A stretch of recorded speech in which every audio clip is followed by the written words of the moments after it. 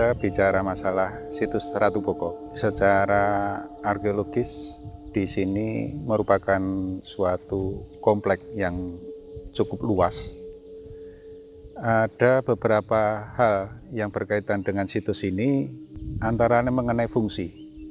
Ada yang berpendapat bahwa ini merupakan istana atau keraton. Ada yang menyebutkan juga makam. Kemudian ada juga yang menyebutkan ini adalah tempat rekreasi. Ada juga yang menyebutkan wihara. Kuatnya masyarakat masa lampau itu membuat suatu bangunan, batu-batu andesit itu kemungkinan berasal dari Kali Opak dan dibawa ke atas yang begitu tinggi. Pada masa itu belum ada teknologi yang canggih seperti sekarang, hanya mengandalkan teknologi masa itu. Bagaimana mereka bisa menaikkan batu-batu yang besar dan berat ke tempat yang tinggi untuk membuat suatu bangunan. Melihat apa yang ada di sini, dari bangunan-bangunan yang ada, dari struktur yang ada, ini dimulai dari sisi depan, di mana sebelum pintu gerbang ada jalan yang cukup lebar di depannya. Kemudian kita menemui dua deretan gapura, yang depan dengan 3 pintu, kemudian yang belakang ada 5 pintu. Kita menuju ke pintu gerbang, yaitu pintu gerbang pertama dengan 3 pintu. Setelah itu kita menuju ke pintu yang kedua. Di pintu yang kedua itu kita menemukan pintu gerbang dengan 5 buah pintu. Depan maupun belakang mempunyai ciri sebagai gapura paduraksa. Paduraksa adalah gapura dengan atap.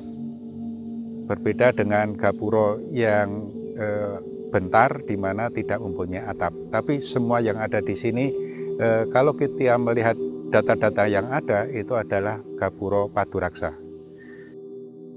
Di samping itu juga ada candi batu putih, disebutnya seperti itu, tapi tentang fungsinya kayak apa itu masih belum jelas, yaitu di antara gapura 1 dan gapura yang kedua. Di situ ada candi batu putih. Di antara pintu gerbang yang pertama dan kedua ada candi batu putih yang ada, dan itu pun masih belum jelas fungsinya apa. Itulah yang ada di antara pintu gerbang 1 dan 2. Setelah itu kita menemukan semacam alun-alun di belakang gapura yang kedua. Di situ juga ada yang disebut candi pembakaran, sehingga ada yang menduga bahwa dulu makam.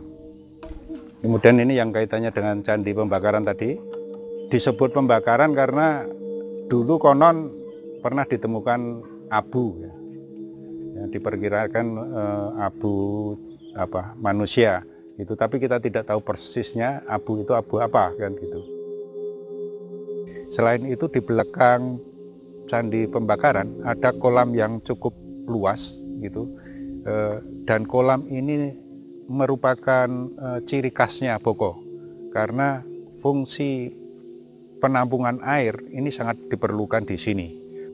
Kemudian di sini juga ada paseban, di mana dengan adanya paseban itu maka ada yang berpendapat sebagai keraton.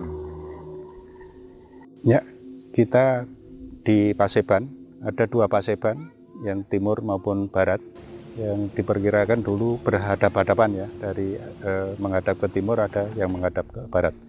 Paseban ini tempat untuk menghadap ke raja. Jadi tempat itulah yang disebut paseban atau sebo kalau bahasa Jawanya, seperti itu. Data-data yang ada secara arkeologis menunjukkan bahwa ada lantai. Kemudian tentunya dulu di bagian atas juga ada bangunan apakah itu terbuat dari kayu seperti yang lainnya.